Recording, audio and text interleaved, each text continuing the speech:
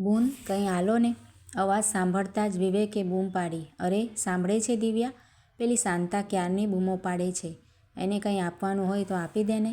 હા, હું એને જ દેવા જાઉં છું, કહેતી દિવ્યા થોડું જમવાનું અને જૂની સાડી લઈને નીચે ઉતરી.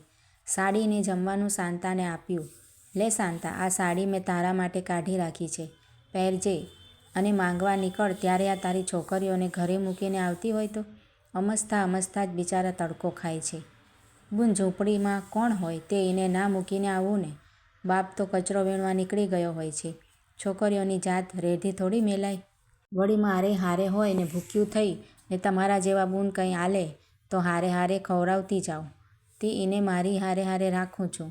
ઠીક છે, લે આ જમવાનું, તેને જમાડી લે. મારે ઘણા કામ છે. દિવ્યા અને વિવેક શહેરના પોશ એરિયામાંના 2 બેડરૂમના ફ્લેટમાં રહેતા હતા. વિવેકને બજારમાં સૂકા મેવાની હોલસેલની દુકાન હતી. દુકાનમાં 25 માણસો કામ કરે તેવી ભગવાનની કૃપા હતી, પણ ઘરમાં શેર માટીની ખોટ હતી.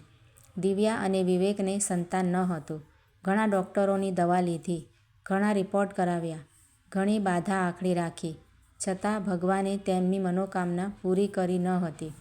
છેલ્લે તો IVF ટ્રીટમેન્ટ આવતા તેની પણ 3 ટ્રીટમેન્ટ લીધી, પણ તે પણ નિષ્ફળ ગઈ હતી. લગ્નના 15 વર્ષે આજે પણ તેઓના ઘરે પારણું બંધાયું ન હતું. ડૉક્ટરોએ અને સગા સંબંધીઓએ હવે દિવ્યાને બાળક એડોપ્ટ કરવાની સલાહ આપતા હતા, પણ દિવ્યા કહેતી, મારું મન કરશે તો હું બાળક ખોળે લઈ લઈશ. આજે ફરી પાછી પેલી શાંતા તેની 4 છોકરીઓને લઈને માંગવા માટે આવી. દિવ્યા જમવાનું લઈને તેમને આપવા ગઈ. જોયું તો શાંતાનું પેટ ફરી ઉપસેલું હતું. અરે શાંતા, શું તુંએ પણ હવે કેટલા છોકરા કરીશ? એક તો આ 4 દીકરીઓને 2 તમે 6 જણનું માંડ માંગીને કચરો વીણીને પેટ ભરો છો. હવે આ 7મું આવશે. કેમ કરી બધાને સાચવીશ? એ તો બૂન એવું છે ને, છોકરા ભગવાનના આશીર્વાદ ગણાય, એમાં આપણું કંઈ ન હાલે. આટલી છોકરીઓ 6 ભગવાન એક દીકરો આલી દે તો ઘટપણમાં માંગવા ના જાવું પડે. થોડા ઘર વધારે માંગી લઈશ, કહેતી શાંતા તેની 1.5 વર્ષની છોકરીને કાંખમાં તેડી બીજા ઘરે માંગવા નીકળી ગઈ. ઘરમાં આવતા જ દિવ્યા સોફા પર ફસડાઈ ગઈ. વાહ રે ભગવાન, તારી માયા પણ કેવી છે, જ્યાં ખાવાનું નથી ત્યાં આટલા બધા સંતાનો આપે છે. અમારે કોઈ વસ્તુની ખોટ નથી, તો મારા કુખે તે શેર માટીની ખોટ રાખી. તારી માયા તું જ જાણે ભગવાન. દિવ્યા ક્યાંય સુધી સોફા પર બેસી રહી. વિવેક દુકાન વધાવી ઘરે આવ્યો ત્યારે માંડ ઊભી થઈ. હવે દિવ્યા શાંતાનું ખાસ ધ્યાન રાખતી. બિચારી બેજીવી છે. મને તો ભગવાને આવા દિવસો ન દેખાડ્યા, પણ જેને દેખાડ્યા છે તેની તો સારી સંભાળ રાખું. શાંતા જ્યારે માંગવા આવે ત્યારે તેને સારું જમવાનું આપે. કોઈક વાર તો તેને થોડીવાર બેસાડીને ગરમ જમવાનું બનાવી દે. હમણાંથી 2-1 મહિનાથી શાંતા દેખાણી નહીં.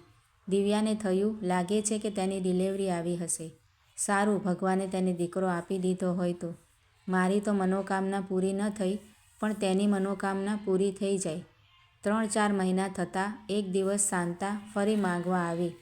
મેલા ઘેલા કપડામાં તેનું છોકરું વીંટાળેલું હતું.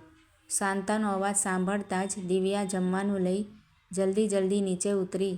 આવી ગઈ શાંતા? દીકરો આવ્યો ને? ના બૂન, પાછી છોકરી જ આવી. દીકરો હોત તો સારું હોત, પણ જેવી ભગવાનની મરજી, કહેતી એક ખૂણામાં દીકરીને પેટ ભરાવવા બેસી ગઈ. અચાનક દિવ્યાના મનમાં એક ઝબકારો થયો. હે શાંતા, તારે 4 દીકરીઓ હતી, આ 5મી દીકરી આવી. જો તું મારી વાત માને તો એક વાત કહું, આ 5મી દીકરી મને આપી દે. અમારે કોઈ બાળક નથી, હું તારી દીકરીને દત્તક લઈ લઉં. તારી દીકરી મને આપી દે તો તેની જિંદગી સુધરી જશે. અમે તેને ભણાવી ગણાવી મોટી સાહેબ બનાવીશું. તારી દીકરીનું નસીબ ખુલી જશે. બદલામાં હું તને… આ હું બોલ્યા બૂન? આપણું છોકરું થોડું કોઈને આપી દેવાય. દિવ્યાની વાત વચ્ચેથી જ કાપતા શાંતા બોલી. મેં એને જન્મ આપ્યો છે, એ તો ભગવાનના આશીર્વાદ છે, એને થોડી આપું. જો શાંતા, તારે જોઈએ એટલા પૈસા લઈ લે, અને આ દીકરીના બદલામાં તારા વરને કોઈ ધંધો ચાલુ કરાવી દઈએ. પછી તારે માંગવા જાવું નહીં પડે, અને તારા વરને કચરો વીણવા નહીં જાવું પડે. તારી આ 4 છોકરીઓ પણ ભૂખી નહીં રહે. ના બુન, હવે આવું ના કહેતા, નકર હું અહીં માંગવા નહીં આવું. આ ભગવાનની દીધેલી છે, એ મારા ભગવાનના આશીર્વાદ છે. એને તો નહીં વેચું, 2 ઘર વધારે માંગી લઈશ, કહેતી શાંતા જલ્દી જલ્દી છોકરીઓને લઈ ત્યાંથી નીકળી ગઈ. દિવ્યા ઘણી નિરાશ થઈ ગઈ, પણ થોડા દિવસોમાં બધું ભૂલી ગઈ. શાંતા હવે બહુ ઓછું માંગવા આવતી અને આવે તો કંઈ વાતો કર્યા વગર જલ્દી જલ્દી જતી રહેતી. આમ ને આમ દિવસો મહિનાઓ વીતવા લાગ્યા. અચાનક ચાઇનાની ચાલ ગણો કે તેની ભેટ, દેશમાં કોરોના નામની બીમારીનું આગમન થઈ ગયું. વડાપ્રધાને આ કોરોનાના રોગોને નાથવા લોકડાઉન જાહેર કરી દીધું. લોકડાઉનના હિસાબે હવે વિવેક ઘરમાં જ રહેતો. હવે દિવ્યાને એકલું બહુ ઓછું લાગતું. તેને વિવેકનો સંગાથ મળી રહેતો. પતિ અને પત્ની પોતાના જીવનની ખાટી મીઠી વાતો યાદ કરતા. ભગવાનને શેર માટીની ખોટ રાખી તેનો અફસોસ દિવ્યા કરતી. વિવેક તેને આશ્વાસન આપતો, તું ચિંતા ના કર, આ લોકડાઉન ખુલે પછી આપણે અનાથ આશ્રમમાં જઈ તું કહે તે બાળક આપણે દત્તક લઈ લઈશું. પછી આ તારો અફસોસ નહીં રહે. અત્યારે આપણને સાથે રહેવાનો મોકો મળ્યો છે તો આપણે આપણી લાઈફને એન્જોય કરીએ. આમ ને આમ 1.5 મહિનો જતો રહ્યો. કોરોનાના કેસ થોડા ઓછા થતાં લોકડાઉન થોડું હળવું કરવામાં આવ્યું. લોકોને થોડી ઘણી બહાર નીકળવાની છૂટ આપવામાં આવી. વિવેક શાકભાજી વગેરે જરૂરી ચીજવસ્તુઓ લેવા બજારમાં ગયો. દિવ્યા ઘરમાં એકલી જ હતી. બુન, કંઈ હોય તો આલો ને, દિવ્યાને અવાજ સંભળાયો. ગેલેરીમાંથી જોયું તો શાંતા તેની નાની દીકરીને તેડીને ઊભી હતી. દિવ્યાએ ઘરમાં જે કંઈ જમવાનું પડ્યું હતું તે લઈ નીચે ઉતરી. લે શાંતા, કહેતી તેણે શાંતાને જમવાનું આપ્યું. એ સાથે જ શાંતા ધ્રુસકે ધ્રુસકે રડવા લાગી. બુન, તમે કહેતા હતા ને તમારે આ છોકરી જોઈએ છે. લો બુન, તમે આ છોકરીને લઈ લો, પણ અમને બધાને થાય તેટલું જમવાનું આપો. બુન, અમે કેટલાય દાડાથી ભૂખ્યા છે. પોલીસવાળા બહાર નીકળવા દેતા નથી અને નીકળવા દે તો કોરોનાના હિસાબે અમને પણ કોરોના હશે એ બેકે કોઈ અમને ખાવાનું આલતું નથી. બુન, છોકરી તમે લઈ લો, તેનું જે કરવું હોય તે કરો, પણ અમને ખાવાનું આલો. દિવ્યા તો દિગ્મૂઢ બની શાંતાની સામે જોવા લાગી. કળ વળતા તેણે શાંતાને પાણી આપ્યું. ના શાંતા, ના, એવું કંઈ નથી કરવું. લે તું આ જમવાનું લે. ના બુન, આટલાથી અમને કાંઈ ના થાય બેન, અમે કેટલાય દાડાથી ભૂખ્યા છે. આ છોકરી તમે રાખી લ્યો. તું તો કહેતી હતી ને, છોકરા ભગવાનના આશીર્વાદ કહેવાય, તેને ન વેચાય. વચ્ચેથી શાંતાની વાત કાપતા દિવ્યા બોલી. પણ બુન, એક છોકરું વેચવાથી મારે 4 છોકરીઓ અને મારા ધણીનું તો પેટ ભરાશે ને. હવે તો કચરો પણ નથી હોતો તે મારો ધણી વીણવા જાય. એક છોકરી વેચવાથી મારી 4 છોકરીઓ ભૂખી નહીં રહે બેન, કહેતી શાંતાએ ફરી ધ્રુસકો મૂક્યો. છાની રે શાંતા, તારે તારી દીકરી વેચવાની જરૂર નથી. મારે તારી દીકરી વેચાતી નહોતી લેવાની, મારે તેને ખોળે લેવાની હતી.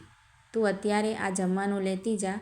કાલે અમે બંને તમારા વિસ્તારમાં આવશું, તમારા અને તમારા જેવા બીજા પરિવાર માટે પણ જ્યાં સુધી લોકડાઉન ખુલે નહીં ત્યાં સુધી જમવાની વ્યવસ્થા કરીશું.